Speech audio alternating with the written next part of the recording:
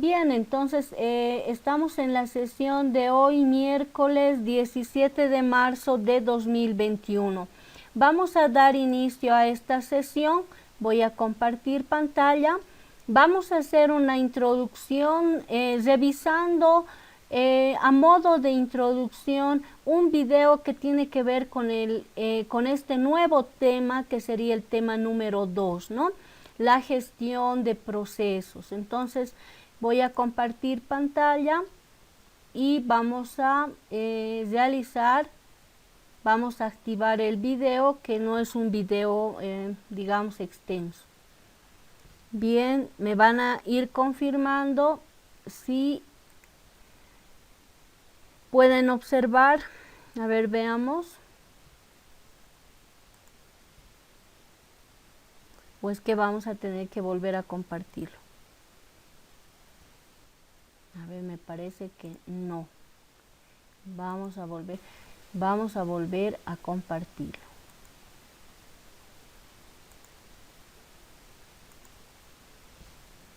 Ya, algunos todavía están ingresando, ¿no? Voy a desactivar la cámara, ya que a veces se satura inclusive por el uso de la cámara, ¿no? Vamos a entonces volver a compartir. No sé dónde está.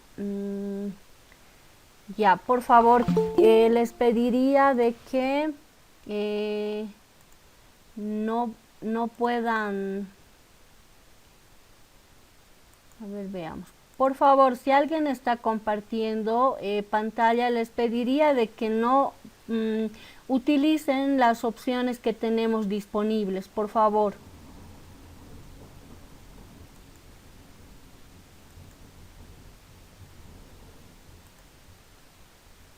Ya, ahora sí, ¿no? Está reconociendo. Muy bien. Entonces, por favor, absténganse de poder revisar algunas opciones o habilitar para no perjudicar, ¿no? Y luego ya cuando les toque, pues ustedes deben también aprender a compartir todo aquello. Bien, a ver, veamos si están observando, a ver. Veamos.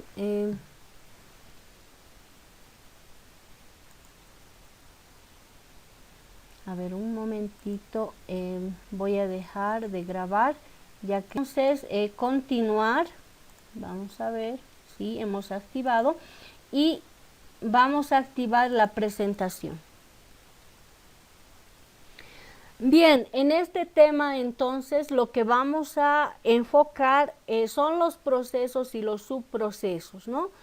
Y dentro de esto vamos a hablar respecto a lo que es la gestión de procesos, ¿no? Decíamos de que para un sistema operativo es muy importante realizar la gestión. En algunos textos le denominan la planificación de los procesos, ¿no? Vayamos entonces a esta primera diapositiva. Vamos al punto número 1. Según este autor, Salzer, en 1966, define a un proceso como un programa en ejecución, ¿no? En realidad, un proceso es un programa en ejecución. Normalmente cuando empezamos a trabajar con la computadora, ¿qué es lo que hacemos? O el usuario en general, ¿qué hace cuando inicia el trabajo?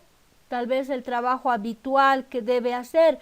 Lo primero que hace es encender la computadora. Inmediatamente se carga en memoria principal el sistema operativo. Pero además del sistema operativo que se va a iniciar de manera inmediata, el usuario abre las aplicaciones que requiere, ¿no? Una aplicación como tal vez Word, PowerPoint, Excel, Ahora si es un usuario tal vez abocado a un usuario experto, abocado a tecnología, de repente un gestor de base de datos, y bueno, de repente también tiene que revisar su correo electrónico, entonces abre su navegador, ¿no? Entonces, ¿cuántos procesos estaría en ejecución? Estarían iniciándose, por un lado decíamos Word, Excel, ¿qué dijimos? PowerPoint si fuera necesario. Ahí tenemos 3 programas en ejecución. Luego hemos indicado de que además tal vez algún gestor de base de datos, por ejemplo SQL Server, y además abre su navegador para revisar su correo electrónico. Son 5 aplicaciones que abre. En ese momento el usuario está iniciando 5 procesos, ¿no? Estos programas en ejecución son procesos, en este caso para el sistema operativo, ¿no? Son procesos que se han iniciado y también los que debe ir supervisando. Tenemos aquí que diferenciar entre lo que es un programa y un proceso. Decíamos que un proceso es un programa en ejecución, pero en general, ¿qué es un programa? Si hablamos de cualquier programa, algún programa realizado en algún editor de algún lenguaje de programación, como por ejemplo tal vez Java, PHP, o en algún otro lenguaje. Uno de los lenguajes muy usados anteriormente también ha sido, y bueno, hasta ahora también es el C++. Entonces, si ustedes crean cualquier programa con cualquier tal vez objetivo, escriben las líneas de código en el lenguaje correspondiente y guardan ese archivo que en realidad es un programa. Por un lado, este programa es estático, ¿no?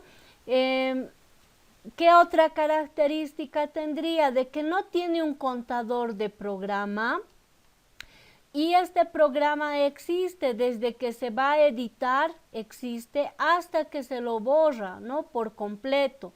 En cambio, un proceso, a diferencia de un programa, es dinámico. Además, un proceso tiene un contador de programa, y el ciclo de vida comprende desde que se lo dispara hasta que termina, ¿no? Entonces, un proceso tiene un ciclo de vida. Estamos hablando de un programa, ¿sí? De un programa, de que debemos diferenciar lo que es un programa y lo que es un proceso, ¿no?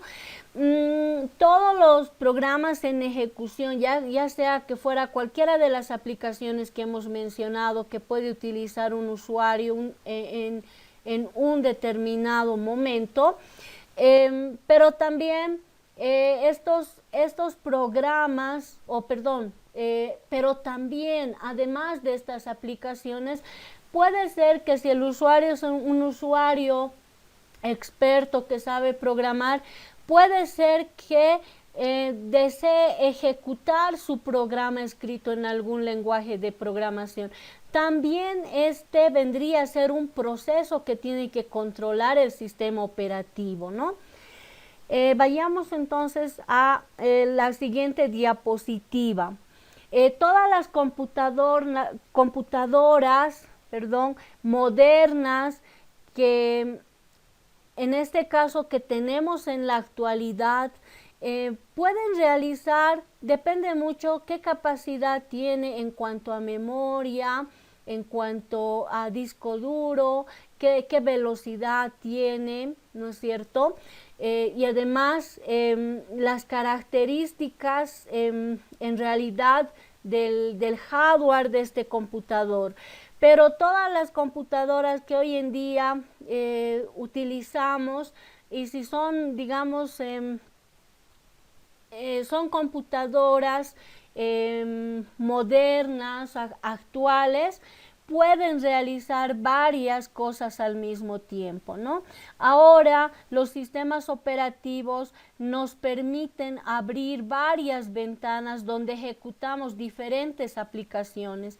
Esto no era posible con los primeros sistemas operativos que se habían, digamos, utilizado hace muchos años, ¿no? En un sistema, le vamos a llamar de multiprogramación, el CPU también cambia de un programa a otro, ejecutando cada uno durante decenas o centenas de milisegundos, ¿no? Nosotros cuando trabajamos con el computador y abrimos varias aplicaciones al mismo tiempo, estas aplicaciones, de acuerdo a la necesidad que tengamos, a cada una de estas aplicaciones o cada una de estas aplicaciones se ejecutan en el CPU, pero si vamos cambiando de una aplicación a otra, vamos realizando tal vez diferentes tipos de tareas, el CPU o el sistema operativo le asigna podríamos decir, le asigna la posibilidad de poder ejecutarse en un determinado momento, ¿no? Entonces, pero la manera como se va cambiando de un programa a otro nos da la apariencia de que se estuvieran ejecutando al mismo tiempo. Sin embargo, esto se realiza de manera, podríamos decir, aparentemente de manera paralela, pero se utilizan decenas, centenas de milisegundos, ¿no?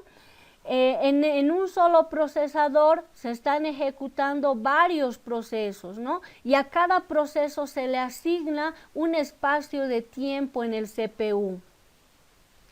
Bien, para las personas en general, nosotros como seres humanos, nos es difícil dar seguimiento a varias actividades en paralelo. Por ejemplo, acá vamos a dar un ejemplo de la vida real. Está una secretaria. Todos conocemos el trabajo que hace a diario una secretaria, y si es una oficina muy concurrida, con muchas actividades, entonces la secretaria debe ser lo más eficiente posible.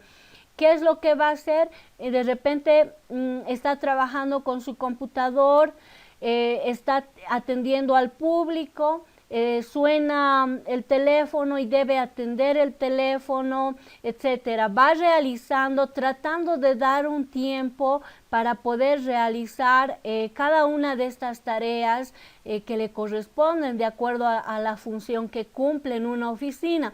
De la misma manera, cuando hablamos de un sistema operativo, los diseñadores de sistemas operativos han desarrollado un modelo conceptual con la finalidad de que este modelo conceptual nos trata de, con este modelo conceptual debemos nosotros comprender de qué manera se van a ir ejecutando los procesos que en cierto momento se vayan creando.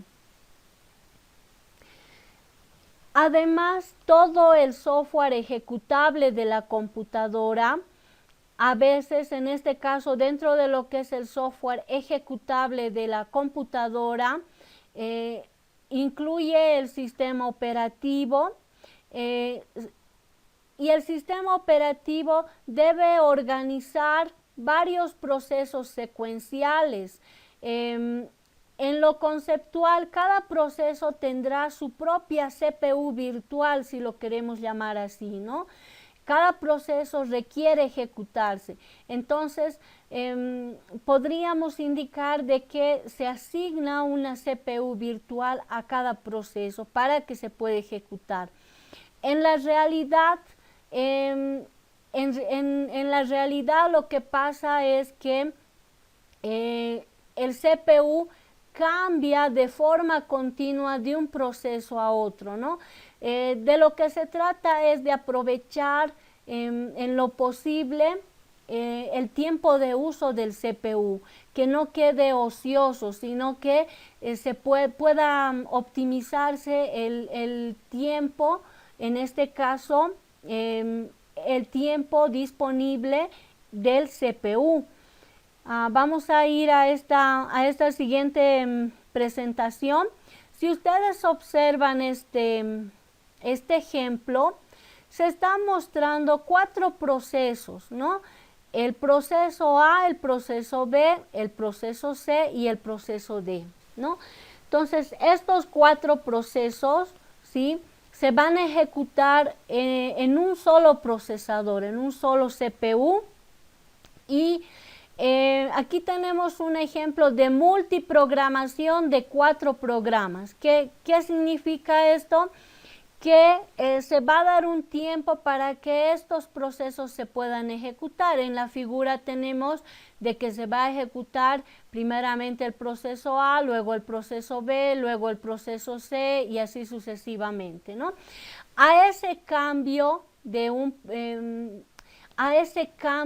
proceso a otro que se va ejecutando en el CPU se denomina conmutación de procesos, ¿no? La rápida conmutación, a la rápida conmutación se denomina multiprogramación. Varios procesos pueden compartir un solo procesador, ¿no? Y se usa un algoritmo que se denomina algoritmo de calendarización. Para este algoritmo determina cuándo hay que dejar de trabajar, en este caso, cuándo va a ingresar a ejecutarse un determinado proceso y en qué momento se va a atender a otro proceso, ¿no? Entonces, estos algoritmos de calendarización son los que van a determinar qué prioridad se va a dar a cada proceso, qué proceso es el primero que va a ser atendido y se le va a asignar un tiempo para poder ejecutarse en el CPU, ¿no?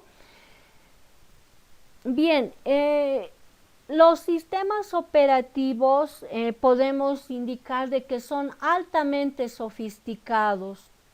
¿Por qué? Porque necesitan tener varios trabajos listos para ser ejecutados y estos deben estar simultáneamente en la memoria principal. ¿Dónde se encuentran estos procesos que requieren, en este caso, ejecutarse en el CPU? Temporalmente están en la memoria. Ahora, cuando hablamos de la multiprogramación, con la multiprogramación, la ejecución de los procesos se va solapando en un tiempo. Nos da la apariencia de que todos los procesos se van a ejecutar al mismo tiempo, pero esto no es así. Se va asignando un tiempo a cada proceso, pero a tal velocidad que nos da la impresión de que se están realizando en paralelo, ¿no? Nos da la impresión de que se están realizando en paralelo o simultáneamente. Entonces, se trata de lo que vamos a denominar como un paralelismo simulado, ¿no? Es tan rápido el tiempo que se asigna a un proceso y si ese proceso por alguna razón se detiene o termina de ejecutarse, inmediatamente se asigna el tiempo necesario para ejecutarse, se asigna el CPU un espacio para poder ejecutar el siguiente proceso. Entonces, es un paralelismo simulado. En realidad no se están realizando paralelamente, sino que se lo hace a tal velocidad que el CPU o la CPU ejecuta concurrentemente, pero no simultáneamente, ¿no? Hay aquí hay una diferencia, ¿no? Entre lo que es concurrente y en este caso no es simultáneo. Ejecuta de manera concurrente varios procesos en un lapso de tiempo determinado y se van a ejecutar de manera alternativa. ¿Qué significa esto? Que dependiendo del algoritmo, el algoritmo que se aplique, el algoritmo de calendarización, se verá qué proceso es el primero que se va a ejecutar y si se va a ejecutar totalmente, porque depende mucho de cuánto, en este caso de qué tan, cuánto tiempo requiere para su ejecución, ¿no? Y se va a ejecutar alternativamente las partes de múltiples procesos, ¿no? Y estos procesos, ¿de dónde se van a tomar? De la memoria principal. Bien, ¿qué características tiene un sistema operativo con multiprogramación? ¿Por qué será importante esto? Los sistemas operativos actuales son sistemas operativos que trabajan con multiprogramación, porque en el mismo procesador se ejecutan varios procesos, ¿no? Una de las características que tienen estos sistemas operativos son primeramente la mejora de la productividad del sistema y el uso de recursos, ¿no? Es mucho más productivo, ¿sí? El uso en este caso del sistema y sobre todo podríamos decir es muy productivo el uso que se le está dando en este caso al CPU, y el uso también de los recursos, todos los recursos que el usuario pueda requerir. Se multiplexan recursos entre varios programas. Puede ser que un determinado recurso lo requieran varios programas y se trata de asignar los recursos a los programas que requiera. Generalmente soportan múltiples usuarios. Cuando trabajamos en un ambiente en red, ¿no? Trabajamos con una red de ordenadores, entonces existen varios usuarios y el sistema operativo debe atender a varios usuarios al mismo tiempo, ¿no? Entonces, este tipo de sistemas operativos con multiprogramación soportan múltiples usuarios en algunos casos. También proporcionan facilidades para mantener el entorno de usuarios individuales. O sea, así como estos sistemas operativos permiten atender los requerimientos de varios usuarios, también igual funcionan en equipos donde una sola persona trabaja, ¿no? O en una sola PC. También requiere la validación del usuario para seguridad y protección. Una característica importante de estos sistemas operativos con multiprogramación es que si se va a tener varios usuarios que se van a conectar al sistema, entonces por seguridad se debe asignar un nombre de usuario, una contraseña, ¿no? En general, los sistemas de multiprogramación se caracterizan por tener múltiples programas activos compitiendo por los recursos del sistema. ¿Cuáles son estos recursos del sistema? El procesador, la memoria o los dispositivos periféricos, ¿no? Si hablamos de un usuario que está trabajando en una PC, este usuario puede crear varios procesos al mismo tiempo. Si abre 5 aplicaciones, el sistema operativo debe controlar estos procesos que se han creado. Si decíamos, tomando el ejemplo que habíamos mencionado, si el usuario entre las 5 aplicaciones que tiene realiza algún informe en Word y lo envía a la impresora, además de las 5 aplicaciones que debe controlar el sistema operativo, También debe controlar si está disponible la impresora. Ese es otro proceso que se activa en cuanto el usuario va a la opción archivo, imprimir o control P, como quieran activarlo. Inmediatamente cuando se envía impresión, el sistema operativo, para el sistema operativo se ha creado otro proceso. En este caso, lo que debe hacer es controlar ese proceso que se genera de enviar el documento a la impresora. Debe controlar si está disponible ese dispositivo periférico, en este caso de salida, y si estuviera disponible, entonces inmediatamente se va a imprimir. Si el usuario también abre la aplicación en Excel y envía otro archivo a impresión, para el sistema operativo es otro proceso que está creando el usuario, está enviando esa planilla Excel a la impresora, entonces es otro proceso que tiene que controlar desde un inicio hasta que finalice, ¿no? Entonces, son diferentes procesos que se van generando y vemos que en algunos casos se va a requerir, van a requerir diferentes recursos del sistema, ¿no?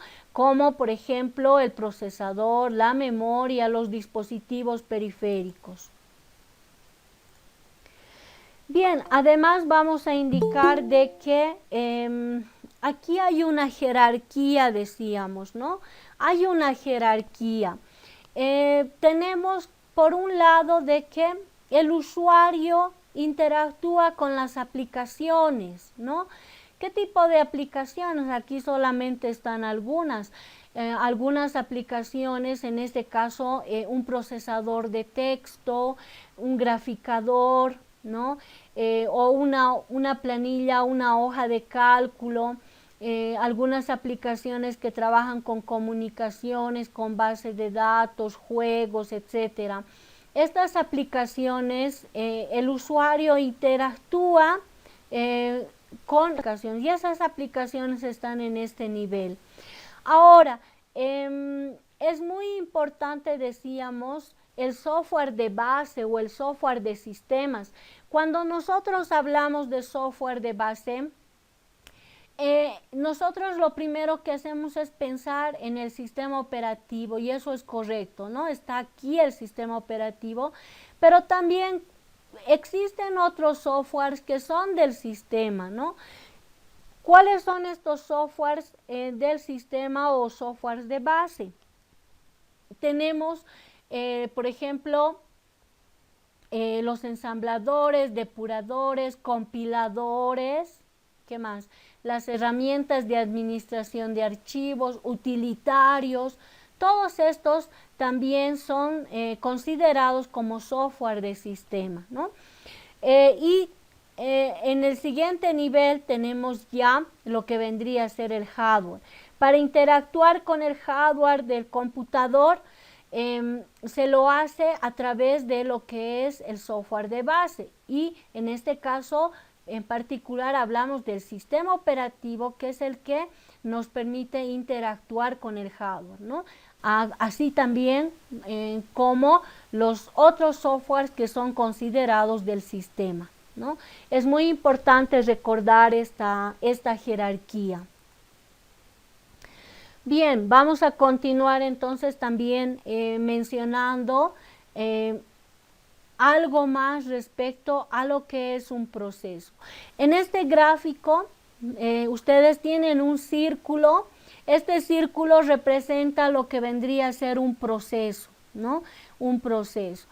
Entonces, este proceso, fíjense, este proceso puede tener dentro subprocesos, ¿no? Subprocesos. Que a estos subprocesos se les llama hilos, ¿no? Puede tener este proceso hilos, un hilo, dos hilos o más de 2 hilos, ¿no? Entonces, un hilo, ¿qué es un hilo? Un hilo es un flujo de ejecución a lo largo del código de un proceso. Entonces, un proceso puede tener más de un hilo, ¿no? Ahora, de todo proceso, al sistema operativo le interesan los siguientes datos. Por ejemplo, mencionamos aquí en este gráfico, entre esos datos importantes que el sistema operativo requiere cuando se crea un proceso, es de que a este proceso se le asigna un código, ¿no? Luego, además, ¿sí? Además, lo que le interesa son los datos, qué recursos se le ha asignado a ese proceso y en este caso, cuántos hilos de ejecución tiene. Puede tener uno o más hilos de ejecución. Un hilo, decíamos que es un proceso un subproceso, ¿no? Y de cada hilo, ¿qué datos son los que considera el sistema operativo? Es un contador de programa, son registros y tiene una pila, ¿no? Un determinado hilo. Vamos a ver un ejemplo aquí. Vamos a suponer este proceso. Hablemos de que un usuario ingresa, carga el sistema operativo y una vez de que carga su sistema operativo, vamos a suponer de que fuera Windows o Linux, una vez de que carga el sistema operativo, inmediatamente abre el navegador. Cuando abre el navegador es cuando se crea un nuevo proceso, ¿no? Cuando nosotros abrimos una aplicación para el sistema operativo, esa aplicación que nosotros abrimos representa un proceso que se acaba de crear. En este caso vamos a suponer de que este usuario abre su navegador, por lo tanto se crea un nuevo proceso. Ahora, estando en el navegador, vamos a suponer de que además este usuario realiza lo siguiente, ¿no? Estando en el navegador, para manejar los eventos en la interfaz de usuario. Por ejemplo, vamos a suponer de que estando en el navegador, ¿sí? Abre el navegador, ese es un proceso. Pero también abriendo el navegador, lo que hace es ingresar a alguna página, a una dirección web, ¿sí? Ingresa a una dirección web y se carga, está en el proceso de cargado toda la información que tiene esta dirección web que desea visitar, ¿no? Pero tal vez porque es un poco pesada la recuperación de esa página, inmediatamente decide cancelar. Entonces detiene la carga de la página, ¿no? Que estaba leyendo desde el navegador. Entonces vamos a suponer en este ejemplo que uno de los hilos que digamos fuera era detener la carga de la página web. Ese es un hilo o un subproceso. Luego otro hilo, vamos a llamar número 2, para poder manejar transacciones con la red. El usuario, ¿qué es lo que hace? Estando en su navegador, ingresa a hacer alguna transacción, ¿no? Vamos a suponer de que ingresara, nosotros tenemos un sistema académico. Si es un estudiante, ingresa al sistema académico de la universidad para poder realizar alguna tarea en particular, ¿no? O ingresa tal vez algún otro sistema para realizar alguna transacción, ¿no? Entonces vemos que este es un segundo proceso que está ejecutando el usuario. Ese subproceso, no proceso, sino subproceso, le estamos llamando hilo 2, ¿no? Abre otra ventana donde realiza esta tarea. Luego además, estando en el navegador, despliega o dibuja, en este caso, el tercer hilo es para desplegar o dibujar la página web. Entonces vemos que puede ser que abra otra página en otra ventana, pero estando en el navegador, ¿no? Entonces vemos que el usuario, cuando crea un proceso, ese proceso también puede incluir otros subprocesos que le estamos denominando hilo 1, hilo 2, hilo 3, ¿no? Entonces se van generando estos subprocesos para un determinado proceso, ¿no? Y esto lo tiene que ir controlando el sistema operativo. Muy bien, vamos a la siguiente diapositiva. ¿Qué tipos de sistemas operativos podemos mencionar? ¿Sí? Considerando la cantidad de procesos que este sistema operativo pueda ejecutar, ¿sí?, en un mismo procesador. En este caso hablamos, por ejemplo, de los sistemas operativos de tipo 1, de tipo 2 o de tipo 3. En los sistemas operativos de tipo 1 son sistemas operativos de un único proceso con un único hilo. Estos sistemas operativos solo permiten crear un proceso, y ese proceso solo puede contener un hilo, ¿no? Dentro de esta categoría estaban el sistema operativo, uno de los sistemas operativos muy usados en sus inicios, como es el sistema operativo MS-DOS, que permitía solamente ejecutar un proceso a la vez y dentro de cada proceso un solo hilo de ejecución, ¿no? Entonces vemos que este es un tipo de sistemas operativos. Vamos a los sistemas operativos de tipo 2. Estos sistemas operativos permiten, en este caso, permiten definir varios procesos, pero con un único hilo. En este caso tenemos proceso 1, proceso 2, proceso N.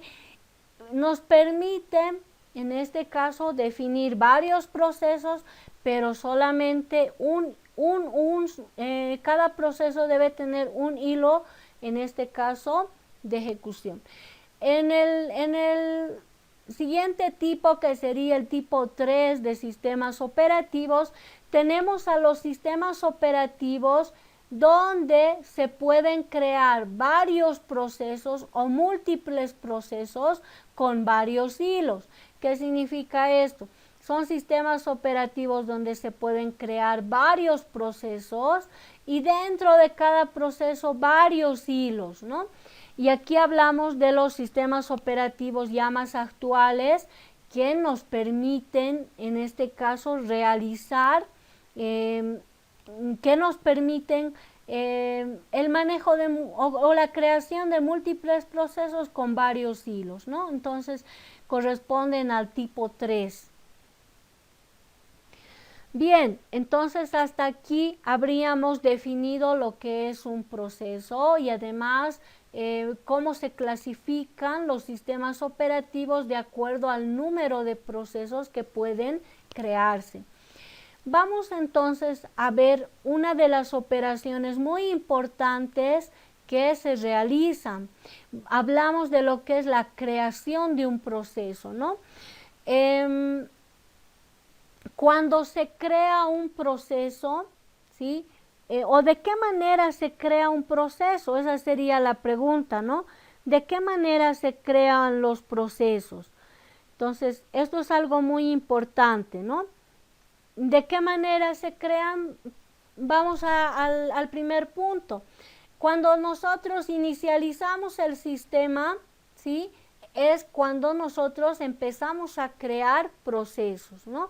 inicializamos el sistema, por lo tanto cargamos las aplicaciones que requerimos. Entonces, esta es una forma en la cual se va a crear un proceso, ¿no? La ejecución de una llamada al sistema para crear procesos por parte de un proceso en ejecución, ¿no? La ejecución de una llamada al sistema para crear procesos por parte de un proceso en ejecución, ¿no? Entonces, puede ser que desde, en este caso, estemos ejecutando un determinado proceso y ese proceso pueda invocar a otro, ¿no?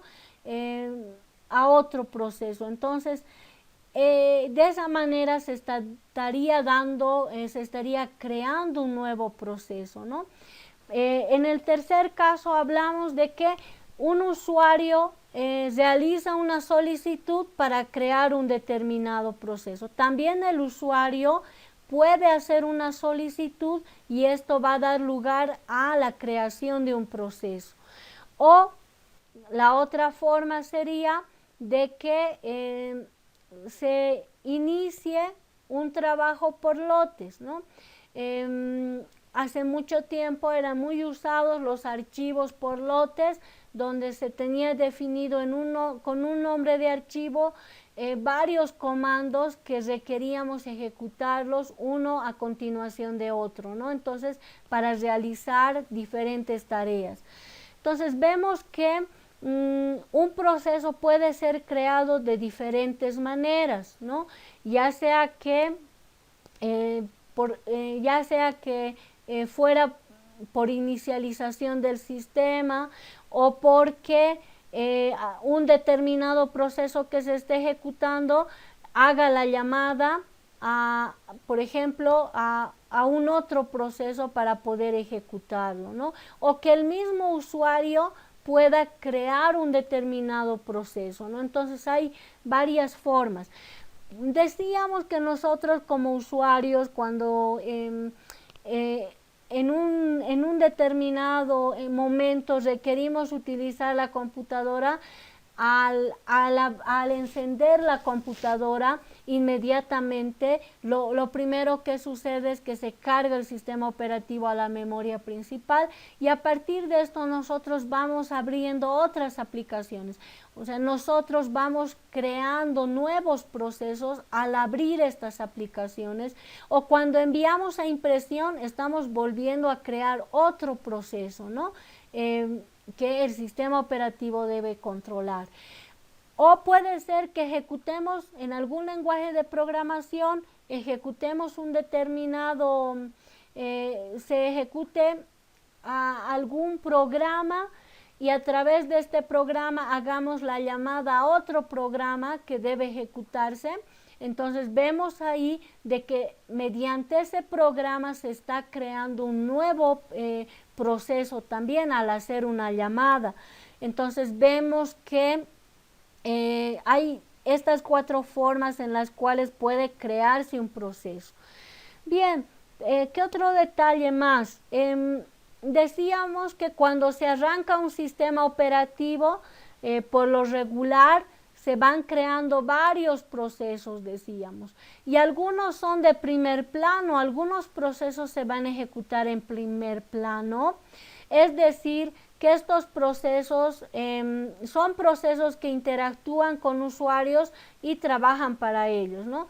En cierto momento vamos a utilizar estos procesos en primer plano, pero también otros procesos se lo pueden, en este caso, pueden estar en segundo plano, ¿sí? Se pueden encontrar en segundo plano, ya que no están asociados a un determinado usuario en particular, sino que tienen una determinada llamada específica. O sea, los procesos cuando se van creando y cuando están activos, pueden estar en primer plano o pueden estar en segundo plano. Vayamos a un ejemplo que es mejor siempre que a veces solamente la teoría, ¿no? En este ejemplo vamos a hablar de que un determinado usuario, ¿sí? Tiene habilitado su navegador, ¿sí? Y abre su correo electrónico y va minimizando la ventana, ¿no? de donde está su correo electrónico abierto. Minimiza el navegador donde ha abierto su correo electrónico. Entonces, este proceso estaría en segundo plano, ¿no? En este caso sería un proceso de segundo plano que acepte el correo electrónico entrante. Y este proceso quedaría inactivo si, digamos, lo va a dejar el usuario abierto su navegador y solamente entraría en acción cuando repentinamente le llega un mensaje, ¿no? Entonces, si al abrir su correo lee y ve que no tiene ningún correo pendiente, lo minimiza y inmediatamente lo que hace es trabajar con las otras aplicaciones que requiere, ¿no? Si va a trabajar con Oracle, con SQL Server, empieza a trabajar y cuando le llega un correo, le llega alguna notificación, abre la ventana del navegador, se pone en primer plano, ¿no? Y tal vez el resto del día lo que va a hacer es tal vez minimizarlo y seguir trabajando con otras aplicaciones en primer plano, ¿no? Entonces, los procesos pueden estar ya sea en primer plano o en segundo plano. Ahora, es común que un proceso en ejecución emita llamadas al sistema para poder crear uno o más procesos que le ayuden en su labor, ¿no? Entonces puede ser que un determinado proceso haga alguna llamada al sistema y en ese momento se puedan crear uno o más procesos que contribuyan a que este proceso termine de ejecutarse, ¿no? Ahora, la creación de procesos tiene gran utilidad cuando el trabajo que se va a realizar puede formularse con facilidad a partir de varios procesos relacionados, ¿no? En un multiprocesador el trabajo también se realiza más rápido si permite que cada proceso se ejecute en una CPU distinta. Sería muy interesante tener y además muy útil que nuestra computadora tuviera más de una CPU, ¿no? Sobre todo ayudaría, y bueno, las empresas sobre todo que requieren que se pueda procesar de manera paralela, no solamente en un procesador cada proceso, sino en diferentes CPUs, tal vez dependiendo de cuál es la necesidad del objetivo, podría ser muy útil, ¿no? Entonces, pero nosotros con los equipos o las computadoras que nosotros tenemos la posibilidad solo de utilizar un CPU, ¿no? Bien, hemos hablado de lo que es un primer estado, la creación de un proceso. Hemos indicado que hay 4 formas de crear un proceso. También podríamos decir otro estado en el cual puede encontrarse un proceso, es el estado de terminación, ¿no? O la finalización de un proceso.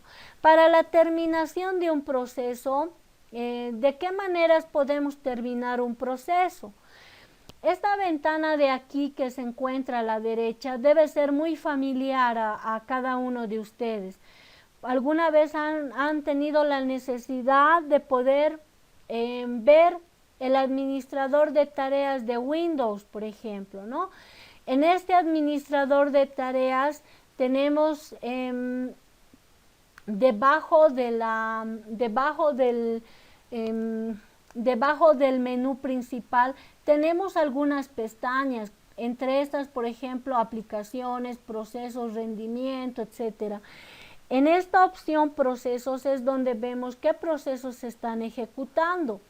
Hay algunos procesos que son propios del sistema. Decíamos de que algunos programas al iniciar el sistema operativo automáticamente se empiezan a ejecutar, ¿no es cierto? Y miren, acá son procesos del sistema. Como también algunos procesos nosotros los hemos creado, ¿sí? Nosotros hemos iniciado esos procesos. ¿Cuál es la primera forma? ¿Cómo podemos terminar estos procesos o finalizar estos procesos? Por un lado, puede ser una terminación normal, ¿sí? Esto es voluntario, ¿sí? Si hemos abierto la aplicación, cualquiera de las aplicaciones de Office, Word, PowerPoint o Excel, ¿cuál sería la forma de terminar ese proceso? ¿En qué momento estaríamos terminando ese proceso?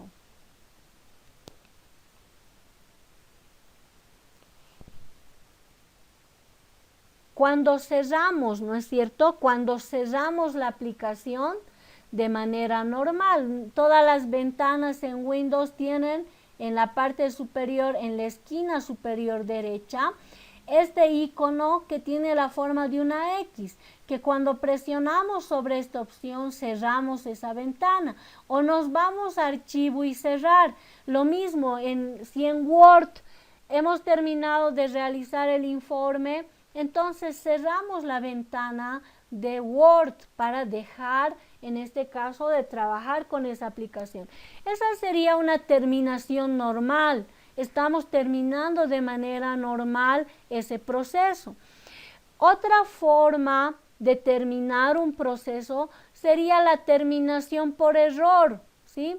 Que puede ser voluntaria o puede ser involuntaria. ¿Cuál sería la terminación por error? ¿Les ha sucedido alguna vez de que cuando han estado elaborando, digamos, si es Word, un informe con tal vez varias hojas, más de 300, y además que tiene imágenes, tablas, etcétera, en algún momento se ha generado un error donde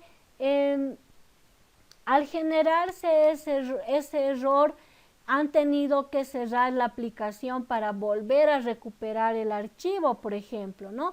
Pero esto ha sido, esto puede ser voluntario como también puede ser involuntario, ¿no? Puede ser un error donde se va a recuperar sin problema el archivo cuando lo volvamos a abrir, pero también puede ser un error fatal, ¿no? Que puede haber sido involuntario, ¿no? Otra forma es la terminación por otro proceso, que un determinado proceso haga que se pueda terminar otro proceso, ¿no? Esto puede ser involuntario. Y número 5, la mayoría de los procesos termina porque ya se ha realizado el trabajo, ¿no? Entonces, ¿cuándo finalizaría, por ejemplo, si el proceso fuera imprimir un informe?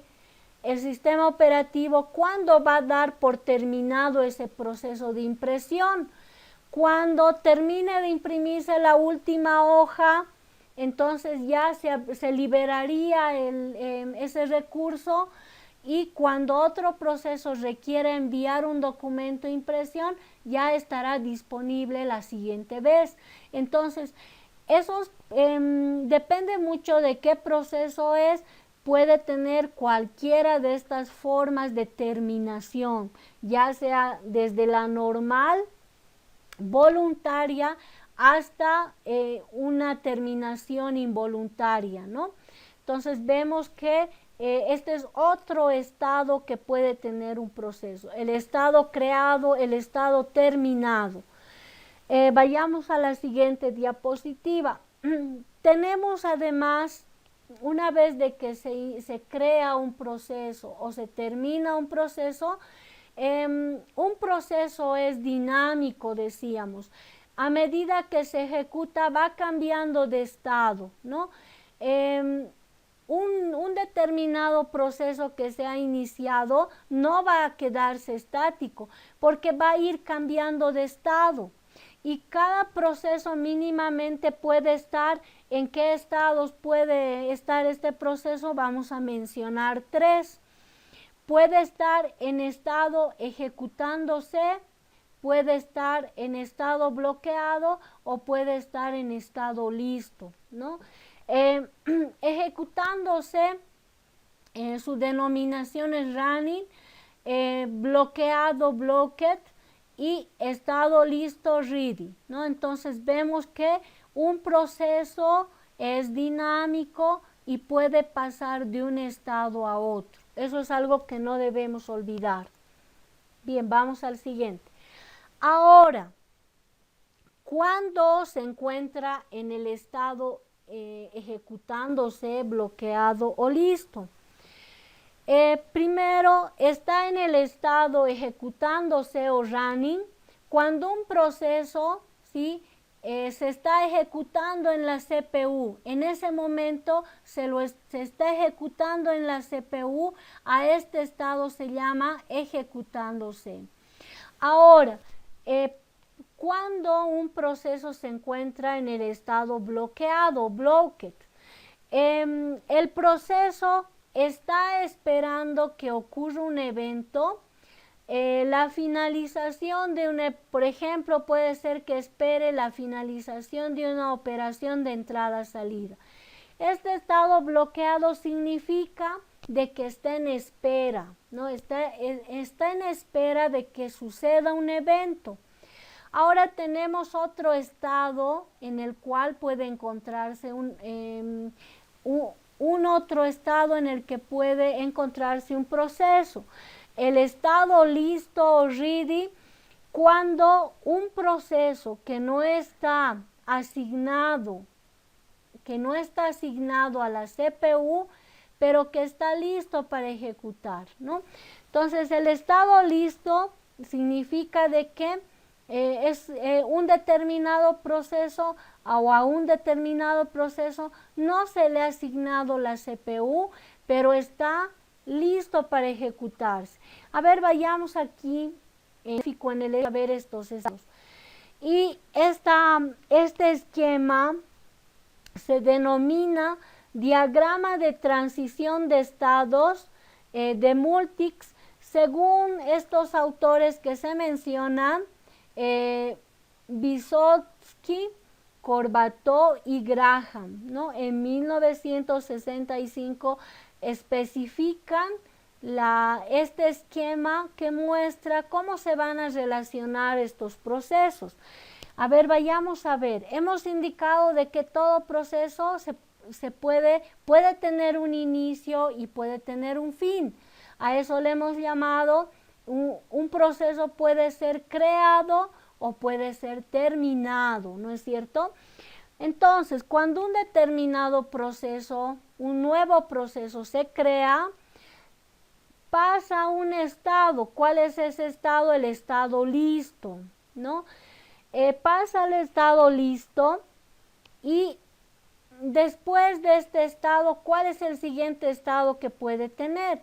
Si se le asigna el CPU, un espacio en el CPU, entonces este proceso que estaba listo pasa a otro estado que sería ejecutando o ejecutándose.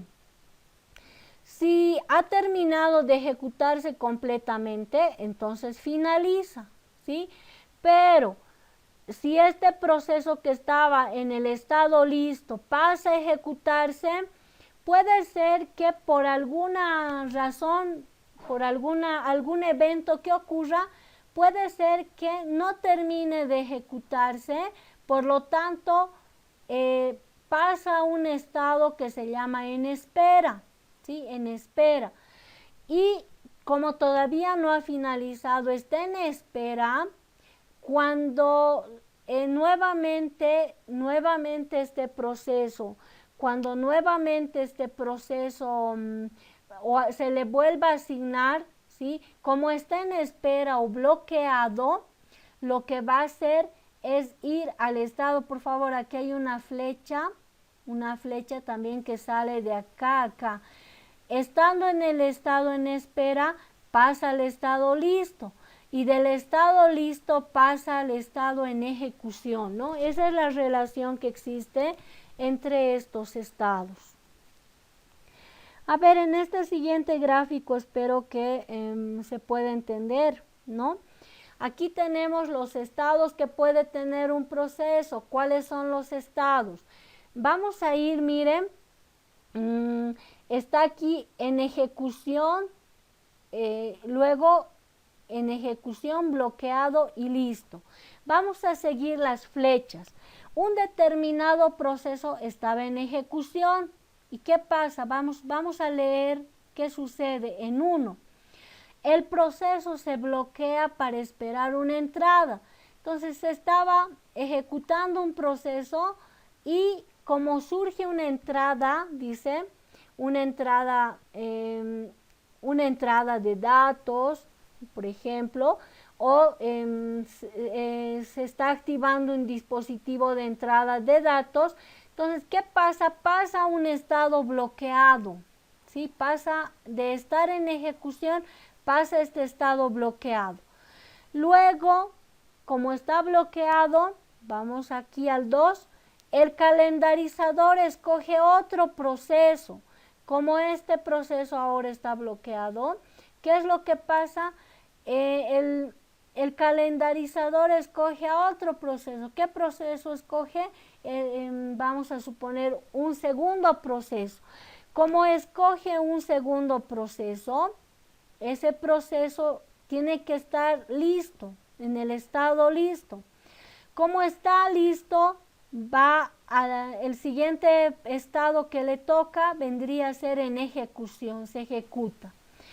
Ahora, ¿qué es el número 3? El calendarizador escoge este proceso, ¿no? Del estado listo, entonces pasa al estado en ejecución. Pero una vez de que este proceso se termina de ejecutar, ya hay una entrada disponible. ¿Qué significa? Este proceso que estaba bloqueado ahora pasa al estado listo, ¿no? Hay entrada disponible. Si está en el estado listo, pasa a ejecución, ¿no? Entonces es muy importante comprender los cambios de estado que puede tener un determinado proceso. Bien, pero también aquí observamos de que además de los estados que ya habíamos mencionado, los estados básicos, se proponen otros estados, ¿no? Se proponen agregar o considerar otros estados en los cuales también puede encontrarse un proceso. Según Stallings, en el año 2008, considerando ya los sistemas operativos modernos, indica este autor, deberíamos definir otros estados aparte de los que ya hemos mencionado. ¿Cuáles son los que hemos mencionado? Hemos mencionado el estado, aunque tengan otro nombre, son sinónimos, ¿no? En ejecución o ejecutándose, en espera o bloqueado. Bueno, este está en espera, este es bloqueado. ¿Y cuál más teníamos anteriormente? En ejecución, está acá, en espera y bloqueado. Estos 3 teníamos, ¿no? Aparte de estos, debería considerarse como estado creado, finalizado, también sería otro estado, indica, ¿no? Y tenemos intercambiado y a la espera, intercambiado y bloqueado, ¿no? Entonces este autor sugiere considerar estos otros estados además para tener una visión más completa respecto a los procesos. Muy bien, pero el intercambiado y a la espera, el intercambiado y bloqueado, estos estados donde se identifican en memoria virtual. En cambio, estos otros estados están en memoria principal, ¿no? Muy bien. Y aquí hablamos de los estados, el estado nuevo, el estado listo, el estado bloqueado, el estado terminado, ¿no? Son estos estados que ya habíamos mencionado, ¿no? Y acá se han agregado dos, ¿no? Que son intercambiado y esperando, intercambiado y bloqueado, ¿no? Intercambiado y bloqueado.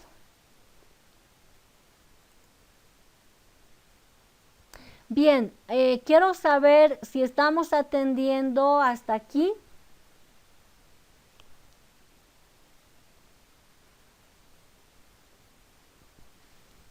Bien, por favor me responden. Ya, ya, muy bien. Hemos hablado, gracias por la confirmación, hemos hablado de los estados de un proceso. Muy bien. Vamos a hacer a modo de hacer un break, porque no quisiera que se queden o agotados o dormidos. Vamos a revisar un video corto y vamos a continuar. ¿Está bien? A ver, vamos a hacer un break, a modo de hacer un break. Bien, con relación entonces a los algoritmos de planificación o algoritmos de calendarización, uno de sus compañeros ha mencionado, luego de que vimos estos dos videos, ¿sí?, cortos, uno es el FIFO, primero en ingresar, primero en salir, ¿no? Que de acuerdo al orden de llegada se pueda asignar la posibilidad de que se pueda ejecutar un determinado proceso en el CPU. ¿Cuál sería el otro algoritmo?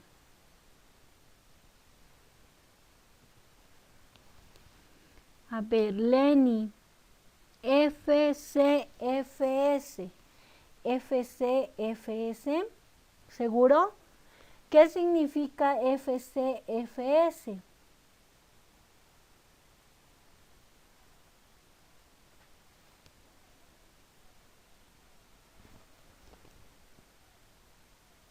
Ya, bueno, alguien ya se ha adelantado por ahí.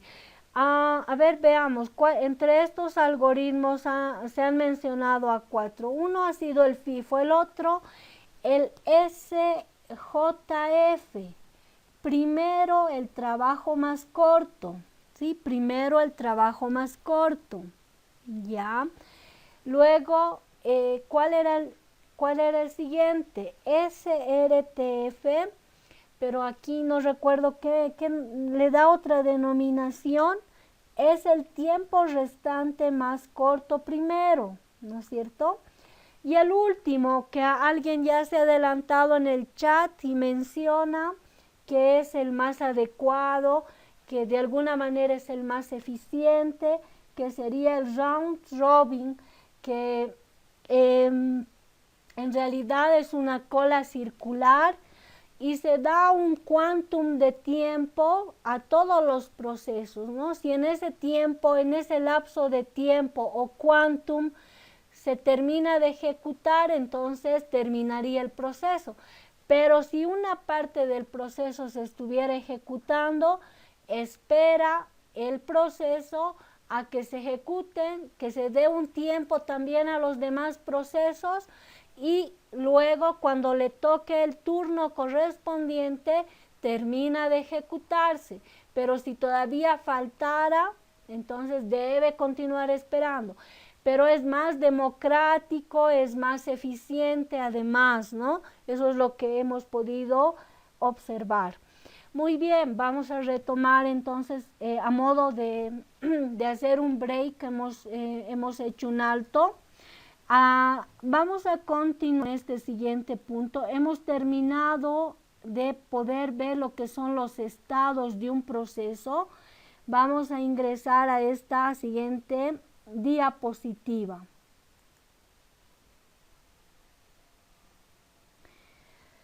Sería lo que es el bloque de control de procesos, ¿no? Habíamos indicado de que cada proceso se representa en el sistema operativo.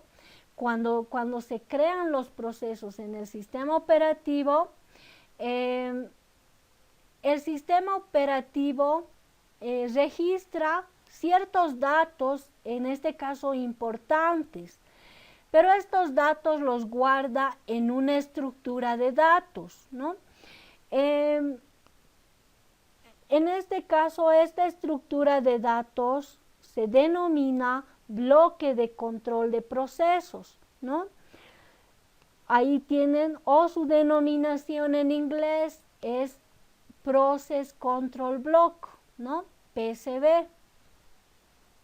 Entonces, también se denomina bloque de control de tarea o estructura de tarea.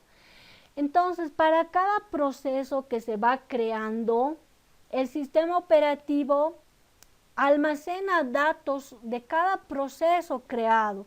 ¿Qué datos se almacenan en esta estructura de datos o en este bloque de control de procesos? Se registra en qué estado está este proceso, qué estados hemos indicado que existen.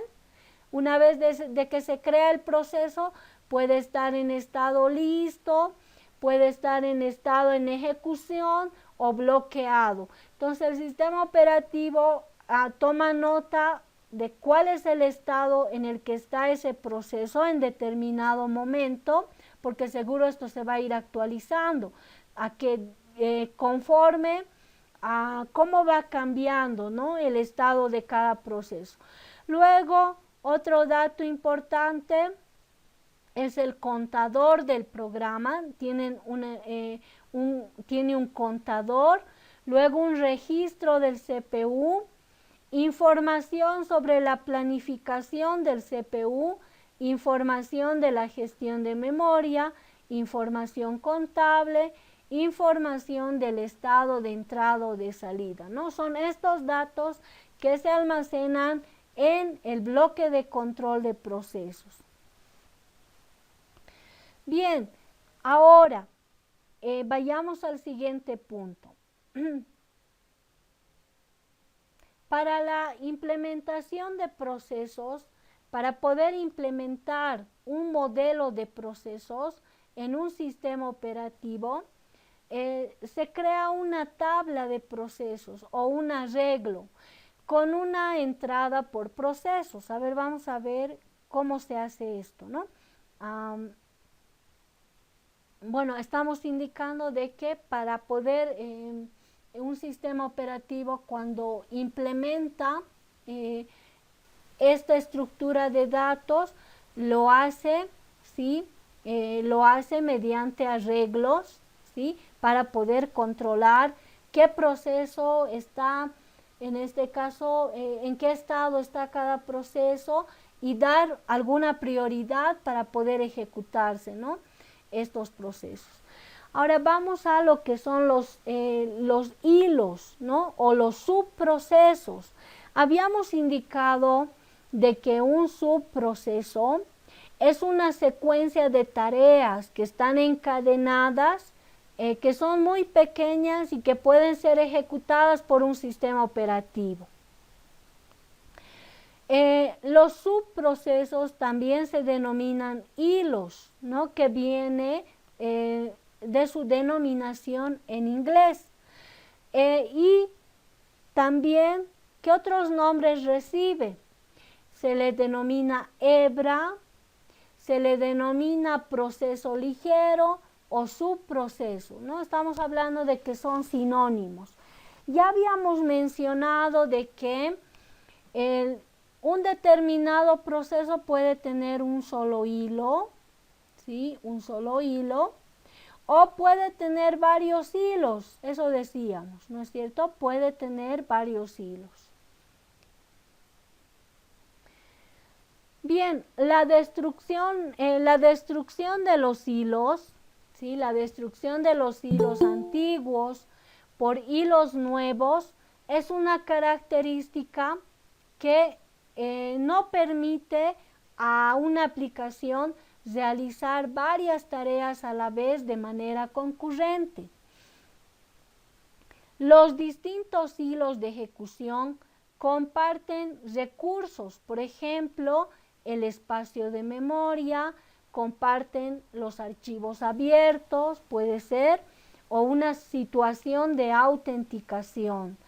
Esta técnica permite simplificar el diseño de una aplicación que debe llevar a cabo funciones distintas de manera simultánea, ¿no?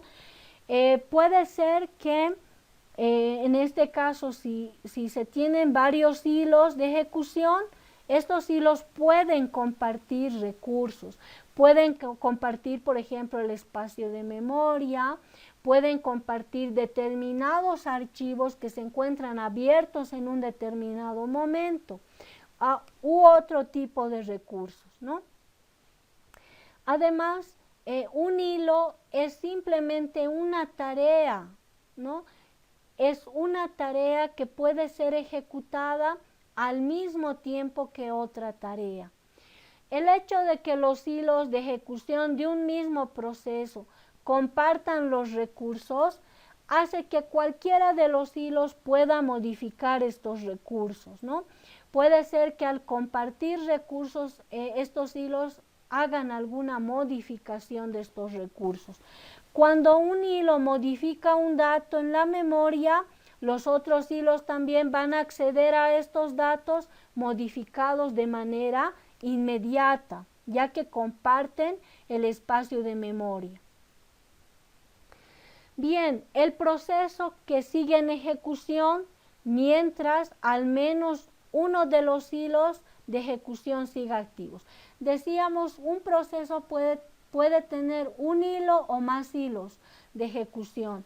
Pero ¿cuándo va a seguir vigente el proceso? Cuando por lo menos esté activo uno de sus hilos. Cuando ese hilo termina cuando ese último hilo queda inactivo, entonces el proceso terminaría de ejecutarse, ¿no? Llegaría al estado de terminado. Cuando el proceso finaliza, todos sus hilos de ejecución han terminado. Asimismo, en el momento en el que todos los hilos finalizan, el proceso ya no existe más y todos los recursos también se liberan.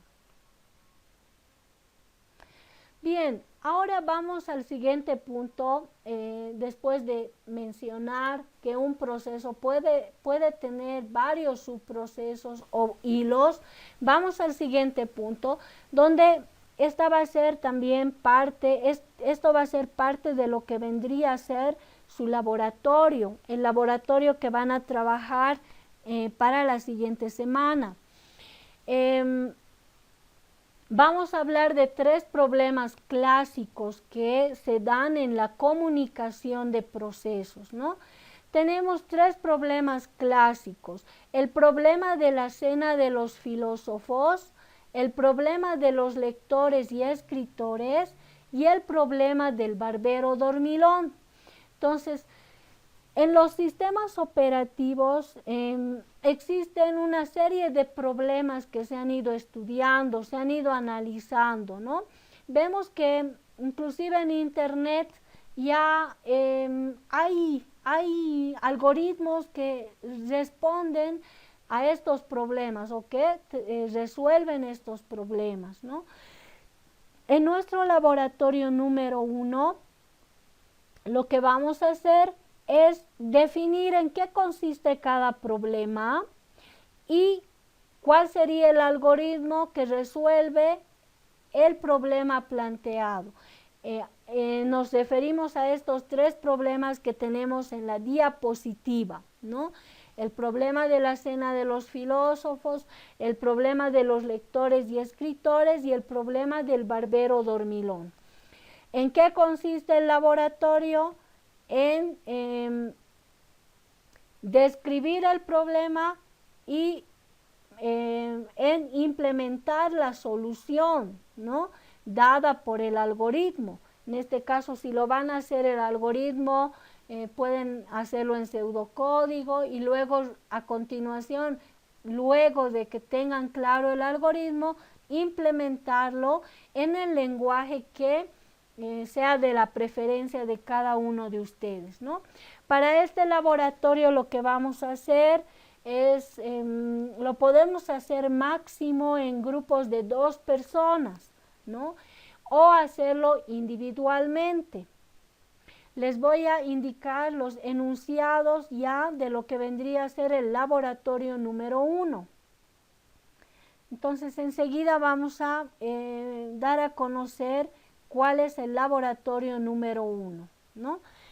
Y vamos a atender algunas dudas, algunas preguntas que tengan, ¿no? ¿De qué tratan estos problemas? Tratan de los problemas clásicos de que surgen en la comunicación de procesos, ¿no? Hemos hablado de que en general los sistemas operativos para poder ejecutar determinados procesos en un determinado momento que requieren utilizar el CPU para ejecutarse, lo que hacen es utilizar un algoritmo de calendarización, ¿no? Pero también en todo esto puede ser que se den algunos problemas de comunicación entre estos procesos. Entonces, eso es lo que vamos a enfocar con este laboratorio número 1. ¿Sí? Enseguida vamos a explicar en detalle, ¿está bien? Continuaremos con el avance. Bien, hemos hablado de la calendarización y que esta calendarización es importante, ¿no? El calendarizador se preocupa por aprovechar con eficiencia el CPU, ya que la comunicación de los procesos es costosa, ¿no? El trabajo del calendarizador se enfoca en el uso del modo kernel. Luego debe guardarse el estado del proceso actual, lo cual incluye almacenar sus registros en la tabla de procesos para que se pueda volver a cargar más adelante, ¿no? Lo que hace el sistema operativo es de que cuando un determinado proceso que estaba en estado listo, pasa al estado en ejecución, es donde se está ejecutando en el CPU. En cuanto termine de ejecutarse, va a pasar a otro estado que sería el estado terminado. Entonces, ¿qué es lo que hace el sistema operativo con el bloque de control de procesos, que es una estructura de datos? Va controlando qué procesos ya habrían terminado o qué procesos se encuentran todavía en espera, ¿no? Por ejemplo, tal vez están en espera de ejecutarse, o cuáles parcialmente se habrían ejecutado y todavía están en espera para terminar de ejecutarse, ¿no? Bien, entonces vamos, ¿cuáles son estos algoritmos, no? Existen lo que son los tipos de calendarización. Entre estos tenemos la calendarización en sistemas por lotes, tenemos la calendarización en sistemas interactivos y la calendarización en tiempo real, ¿no? Entonces, tenemos estos tipos de calendarización que están clasificados de esta manera. Entonces, de la misma manera, en el laboratorio, que no sería el 2, sino sería el laboratorio 1, vamos a incluir estos algoritmos en el laboratorio número 1. Bien, vamos a ver entonces en qué consiste este laboratorio. Con esto habríamos concluido el tema, pero estaríamos dejando pendiente el laboratorio, que lo voy a mostrar enseguida. Hagamos un break, unos segundos, por favor, déjenme revisar dónde está el laboratorio. Lo voy a mostrar para que lo puedan ver y para este laboratorio estamos indicando de que lo pueden trabajar máximo entre 2 personas, o si alguien no puede coordinar con ningún compañero, lo puede hacer de manera individual. Vamos a ver, déjenme habilitar el contenido.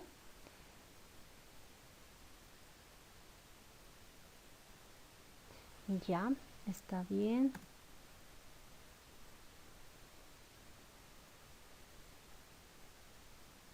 Ya, está bien, es este. Solo que le vamos a agregar la fecha de entrega. Ay, ay,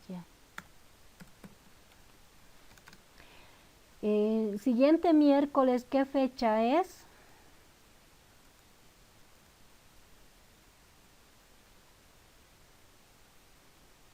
A ver, veamos el calendario. El siguiente miércoles es 24. Gracias, 24. 24 de marzo. El siguiente Ya, miércoles es gracias. 24. 24 le pondré marzo, 24 de porque a marzo, veces 24, hasta el eso me siguiente dicen, miércoles. pero no estaba el mes, ¿no? Marzo de 2021. Bien, entonces, a ver, les mostraré dónde está el detalle para que lo puedan trabajar.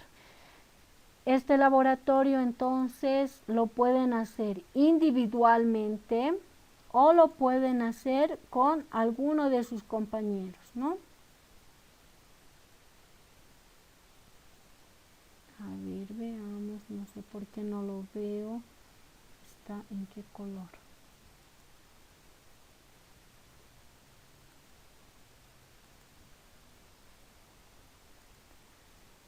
¿Dónde está?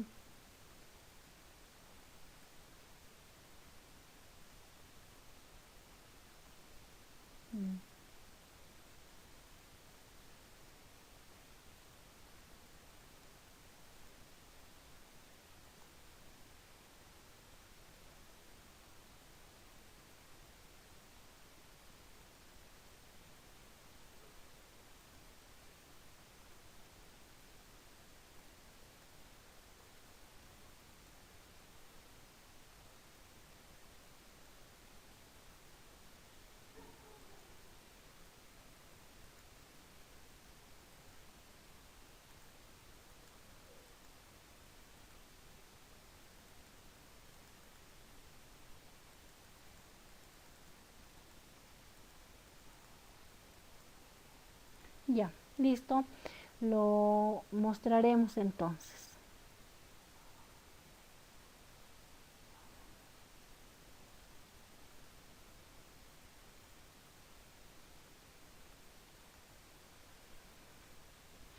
Bien, a ver, veamos si se comparte.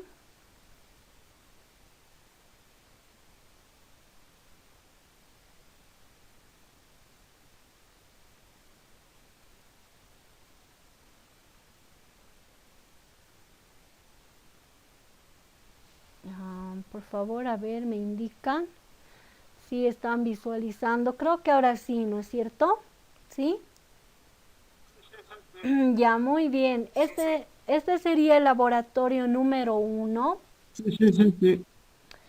Sí, Y en sí. este laboratorio, en la parte superior, bueno, si van a hacer con alguien más, entonces acá ya no tendría sentido la inicial de su apellido paterno, ¿no?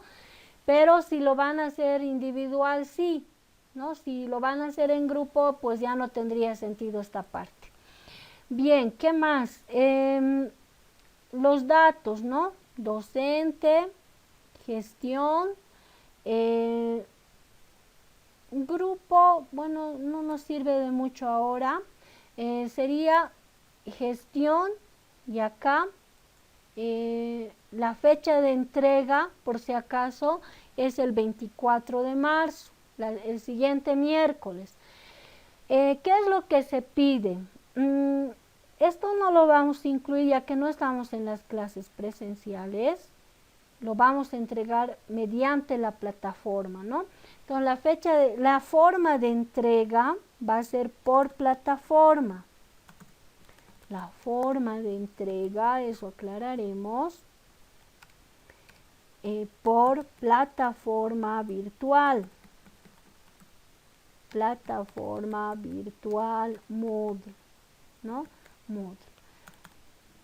Bien, hemos indicado de que la plataforma que estamos usando, la dirección es la que tenemos en el servidor Mil Aulas, ¿no? Eso por seguridad, porque ven que en la plataforma que está en el servidor de la universidad, a veces es inestable o a veces surge algún inconveniente, tenemos que esperar, etcétera, ¿no? O a veces algunos archivos con un mayor tamaño ya no podemos subirlos, ¿no? Entonces está muy restringido porque también varias carreras están utilizando el servicio y saben que cuanto mayor cantidad a medio semestre se va a notar más porque lo está utilizando, si no me equivoco, aparte de la carrera Ingeniería de Sistemas, también Administración de Empresas y bueno, no sé qué otras carreras están utilizando como plataforma Moodle. Entonces, por esa razón les pediría, por favor, les vuelvo a reiterar, estamos utilizando con la finalidad de no perjudicarnos esta plataforma. No hemos indicado no escribir www.https://msc sarayugra.milaulas.com, ¿no es cierto? Bien, en esta plataforma vamos a recepcionar estos laboratorios, ¿sí? ¿Hasta qué hora lo van a enviar? Ya saben, hasta el día que indica el plazo indicado, hasta horas 23:59. Ahora miren, por favor, no esperen los últimos minutos, ¿no? Porque después se satura, ¿no? Y justo están desesperados, luego me empiezan a mandar mensajes, me empiezan a llamar de que justo no han podido enviarlo y me tratan de enviar por WhatsApp, etcétera. Si alguno lo hace el fin de semana, mejor, ¿no? Mejor si lo hacen con anticipación. No esperen, por favor, ni en los exámenes. Les pediría siempre ser más precavidos, prever, no esperar a estar en esa situación, ¿no? Bien, se entiende el plazo, estamos aclarando acá hasta qué hora se va a poder enviar este laboratorio.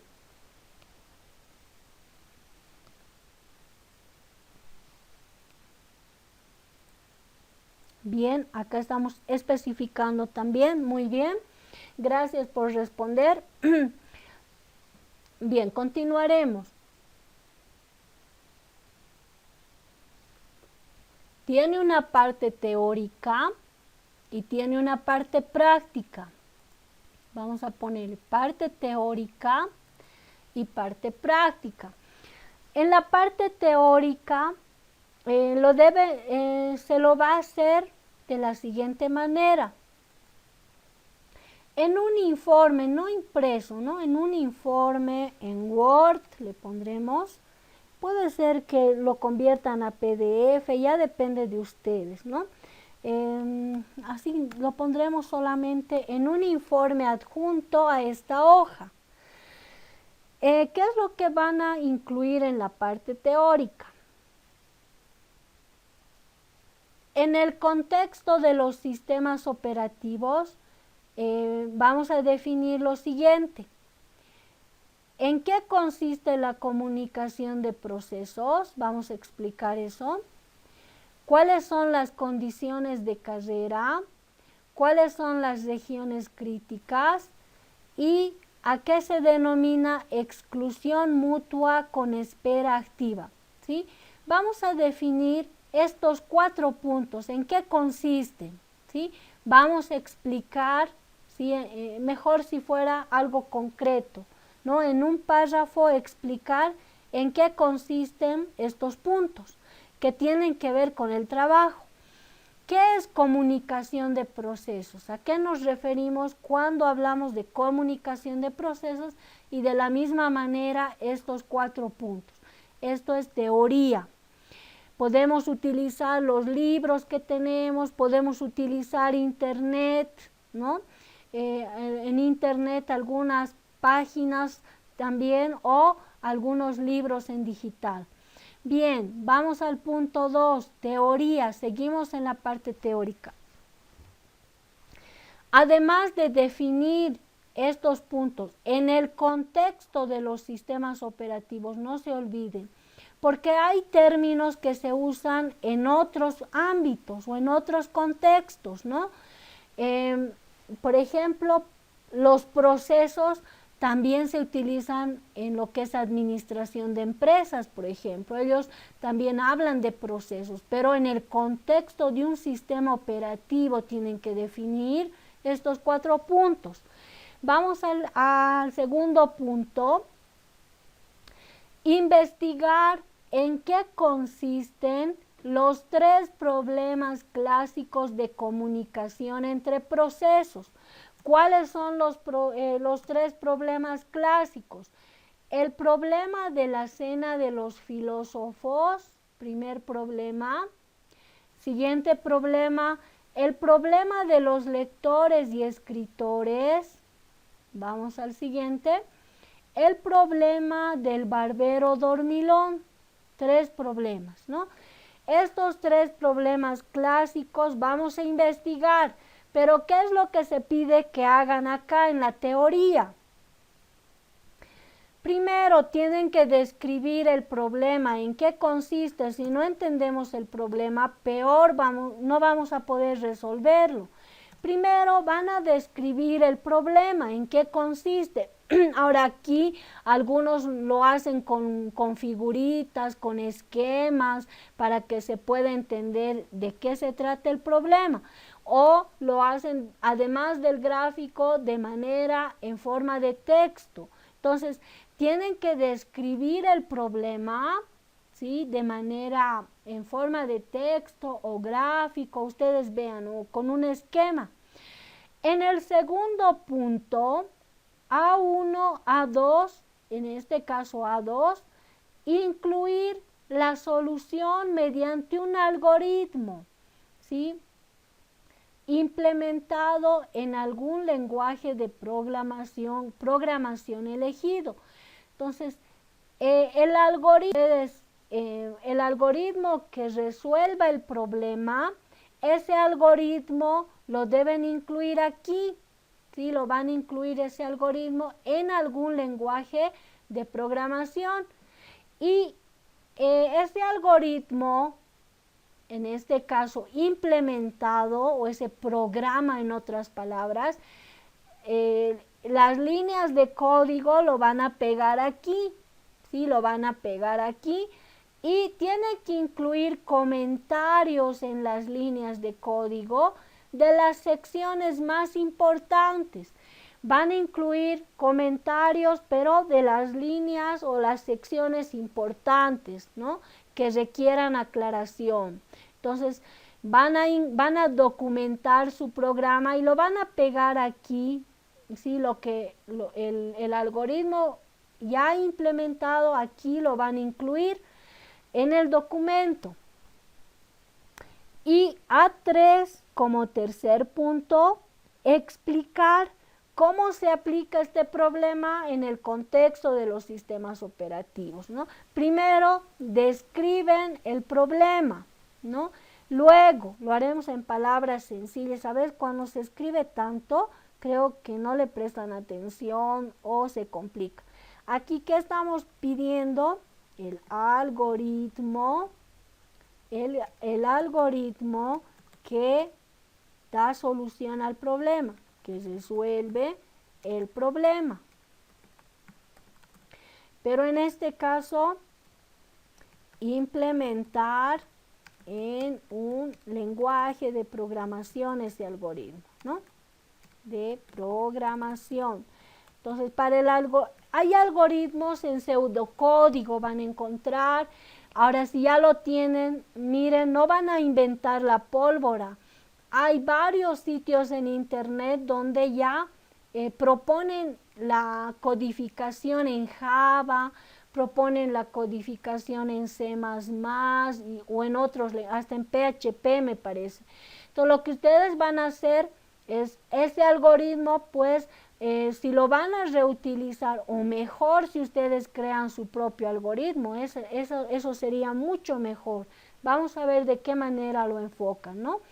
Entonces, o tomar un algoritmo general y luego implementarlo. Son varias alternativas aquí. Entonces, aquí lo que ponemos es el algoritmo que resuelve el problema, ¿no? Eso es lo que tienen que incluir aquí. Bien, vamos al siguiente punto. Explicar cómo se aplica este problema que han investigado de la cena de filósofos, cómo se aplica en el contexto de un sistema operativo. Aquí ese problema, ¿de qué manera se aplica en un sistema operativo? ¿No? Es un problema de la vida real, pero ahora, ¿cómo se aplica a un sistema operativo? La misma lógica que les acabo de indicar, tendrían que también incluir aquí abajo. El problema de los lectores y escritores, de la misma manera, B1, ¿cuál es el problema? B2, ¿qué es lo que hemos indicado en el segundo inciso? Lo voy a copiar. ¿Cuál es el algoritmo que resuelve el problema? Aquí en el B2, ¿cuál es el algoritmo que resuelve ese problema? En otras palabras, estamos pidiendo, aquí estamos, en este punto, pero implementar este algoritmo en un lenguaje de programación, ¿no? Esto sería el segundo punto. Y vamos al tercer punto, sería cómo se aplica el problema de los lectores y escritores, cómo se aplica en el contexto de un sistema operativo, ¿no? ¿Cómo se aplica este problema en el contexto de un sistema operativo? Y el tercero, de la misma manera, ¿cuál es el problema? ¿En qué consiste el problema del barbero dormilón? En segundo lugar, ¿qué es lo que nos piden? Vayamos aquí. Después de mencionar cuál es el problema, aquí tienen que detallar cuál es el algoritmo que resuelve ese problema, ¿no? ¿Cuál es el algoritmo que resuelve ese? Pero no solamente el algoritmo, digamos, en pseudocódigo, sino implementarlo en algún lenguaje de programación. Y aquí abajo está la explicación. Incluir la solución mediante un algoritmo implementado en algún lenguaje de programación elegido. Eso en otras palabras, ¿no? Pero explicar cómo se aplica este problema en el contexto de un sistema operativo. ¿Cómo aplicamos este problema, pero ya en el contexto de un sistema operativo? Eso lo explican aquí abajo, ¿no? Para estos tres problemas en el informe, así lo vamos a detallar, es teórica. Ahora vamos a la parte práctica, que estaría aquí abajo. Y bueno, punto número 3, lo que hemos dejado en las diapositivas, ¿no? Que sería la calendarización en sistemas por lotes, la calendarización en sistemas interactivos y la calendarización en tiempo real. ¿En qué consiste estos tipos de calendarización? ¿Sí? Esto vamos a agregar aquí como punto 3. Vamos ahora a la parte práctica. En la parte práctica, vamos a realizar la implementación en un lenguaje de programación de los 3 problemas clásicos de comunicación. Para justificar esta parte en su informe, ¿qué van a hacer? Si han creado su programita, aquí arriba ya lo han incluido su código, ¿no? Aquí han copiado su código. Entonces, aquí en la parte práctica, para mostrar que funciona su programa, van a capturar pantallas, ¿no? Su menú principal, luego las pantallas principales que tienen, cuál es la entrada, cuál es la salida de su programa, ¿no? Todas las pantallas que tenga para el problema de la cena de filósofos, ¿no? Capturan si son 3, 4 pantallas con datos de prueba.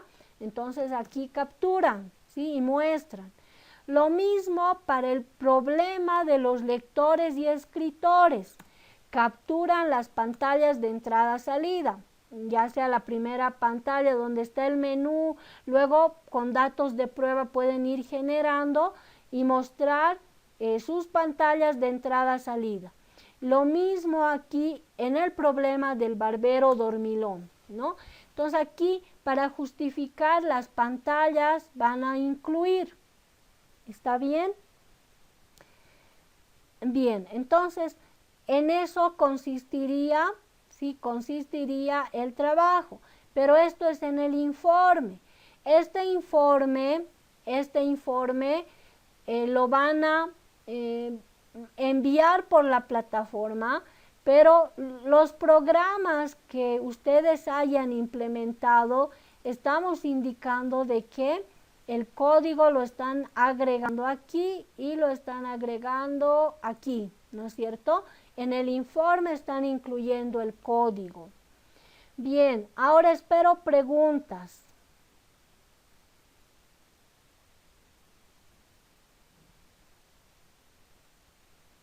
Espero preguntas sobre el laboratorio. ¿Se ha comprendido cómo lo van a realizar?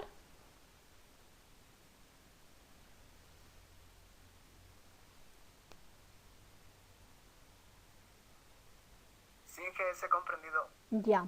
Ahora, miren, ¿cuántos son? Yo considero, a ver, la última vez que he revisado su lista son como algo de 80 y algo. Revisarlos, a mí me gustaría revisar el trabajo de cada uno, pero Sí, que lo se ha que vamos a comprendido. hacer la siguiente clase es lo siguiente. Como van a ir enviando por la plataforma sus trabajos, ¿sí?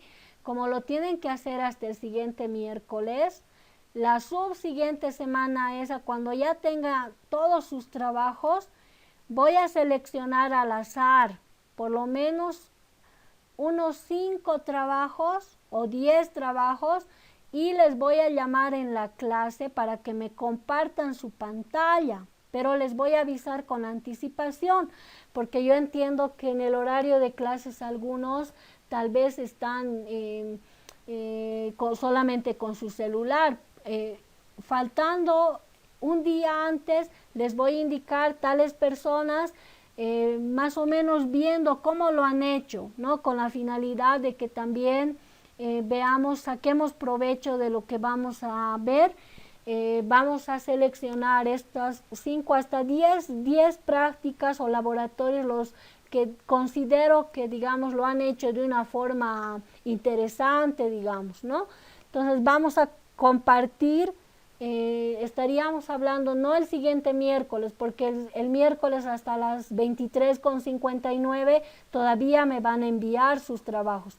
El subsiguiente estaríamos hablando de, a ver, veamos el calendario. El 24 van a entregarlo. El 31 estaríamos llamando a estas personas para que nos compartan pantalla. Si lo han hecho entre dos, uno por lo menos que se prepare y lo va a hacer correr desde su equipo y nos va a explicar en qué consiste. ¿Está bien? Y ese día, el 31, bueno, si lo hacen bien, se desenvuelven y defienden muy bien su trabajo, entonces ahí van a ganar algún puntaje adicional.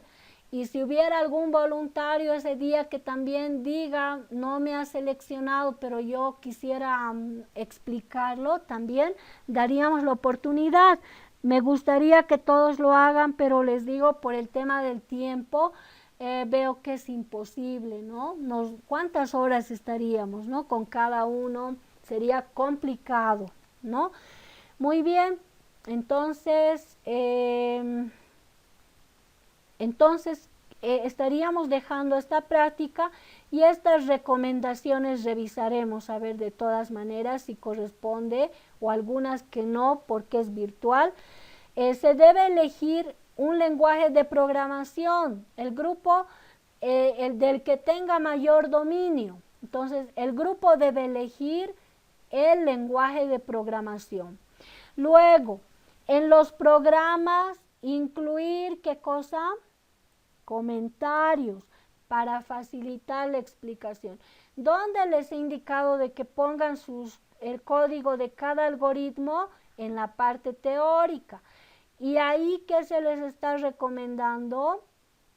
Explicar dónde está en el A2, B2, C2, incluir comentarios en las líneas de código, ¿no? De las secciones más importantes, ¿no? Entonces, las partes más importantes, incluir comentario, ¿sí? Se puede incluir comentarios, ¿no es cierto? Desde primer semestre han aprendido a incluir comentarios en su código. Más, el grupo debe traer, bueno, aquí debe estar preparado. Aquí vamos a indicar, ya, los grupos, ¿sí? Los grupos o en personas, o pongámosle, o estudiantes, si es individual, seleccionados, ¿sí? Para su defensa, ¿sí? Deben contar con su computadora, deben contar con su computadora, deben contar en su computadora con el lenguaje de programación instalado, con los programas implementados para realizar la presentación y la defensa de la parte práctica virtualmente, ¿no? Virtualmente. Entonces esto ya les avisaría con anticipación. Y aquí imprimir, bueno, no es necesario, sino que ya esto, por favor, pedirles de que esta hoja del laboratorio, sí, que sea la base, ¿no? Y aquí lo vayan desarrollando, inciso A, inciso B, pero adelante necesito ver estos datos, ¿no? Estos datos. Bien, ¿qué otro detalle? El ser resuelto por un número, por un máximo de 2 estudiantes, ¿no? Por un número máximo de 2 estudiantes. Entonces, o lo hacen individual, ¿sí? O lo hacen entre 2 estudiantes. Bien, esa sería la forma en la cual se va a entregar este laboratorio. Escucho algunas consultas o preguntas sobre el laboratorio. Adelante, por favor.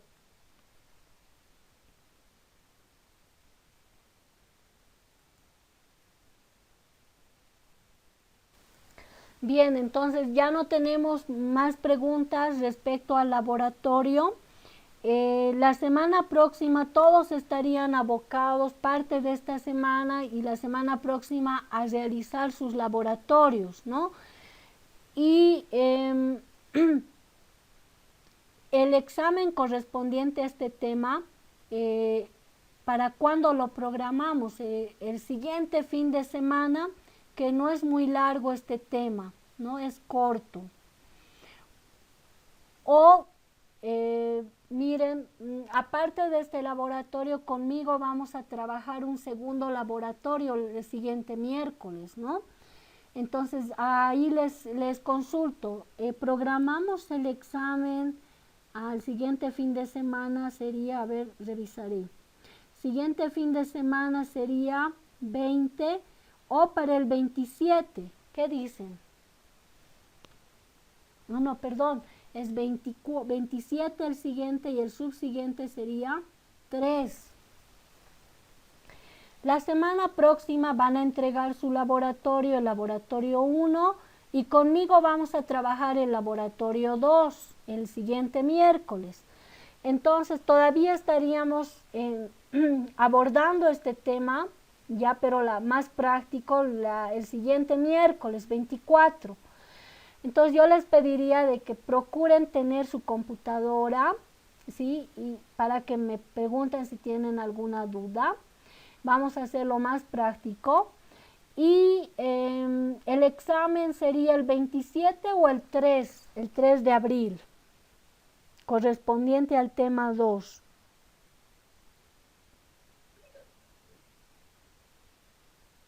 Escucho las sugerencias.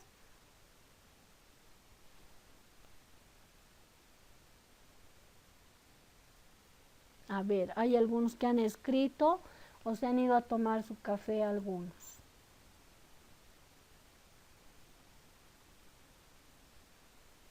Tal vez para darles algo más de tiempo, como la semana próxima vamos a enfocarnos en hacer laboratorios. El 3 de abril, Inge. Y así para que sea algo holgado también, que no sea muy pesado, ¿no? ¿Ya? Entonces el 3 de abril estaríamos programando ya el examen correspondiente al tema 3. 3 de abril, 3 de abril. Ya, muy bien. Entonces, el 3 de abril ya nos prepararíamos, irían estudiando poco a poco El 3 este de tema abril, 2, Inge. que lo voy a actualizar, pero siempre recomendarles que en la plataforma hay otros videos de apoyo. A veces por el tiempo no lo podemos ver en línea, pero les pediría que se den unos minutitos El 3 de para abril, 3 de revisar abril. también algunos puntos que ayude a complementar lo avanzado, ¿no? Y a un poco de alguna manera profundizar, ¿no? Lo que estamos tocando referido a la gestión de procesos, la planificación de procesos, ¿no? Muy bien, quedamos entonces en esto. Ahora mismo voy a publicar el laboratorio en plataforma y también por WhatsApp se los envío porque siempre hay alguien que no se acuerda o pasa algo. Entonces, nos estaríamos comunicando el siguiente miércoles y pedirles que cumplamos los plazos sobre todo. ¿Está bien? Vamos a quedar aquí. Que tengan una buena tarde y les pediría de que también estén pendientes de los comunicados que vayamos sacando.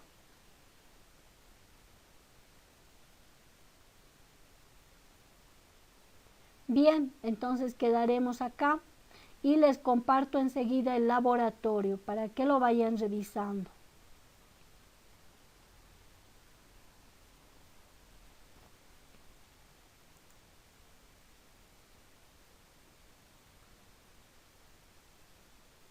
Ok, Inge, gracias. Muy bien, buenas tardes. Hasta el siguiente miércoles. Por favor, alguna persona que no haya podido dar su examen, aparte de su compañero que me ha escrito, por favor, internamente por WhatsApp, su nombre completo y el motivo, qué ha sucedido. Vamos a hacer Inge, una cola gracias. de espera porque lo van a tener que recuperar al finalizar el último tema. O sea, porque implicaría volver a diseñar otro examen recuperatorio. Les pediría que evitemos esto, pero vamos a tener que hacer esto. Hasta luego a los que van saliendo. Inge, ¿el laboratorio no puede ser personas de 3? Eva, no. Por favor, grupos o individuales o entre dos. Les pediría, sé que se aprecian mucho, pero pues a separarse solamente 2. ¿Está bien? Inge, ¿el laboratorio no puede ser personas de 3? Ya ni modo, Inge, gracias. Está bien.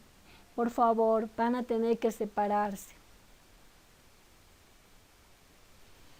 Bien, entonces internamente me escriben los que han tenido algún problema con el examen, el primer examen.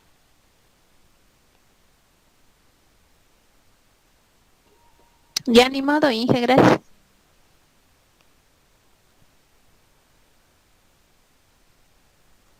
Bien, entonces vamos a con esto concluir.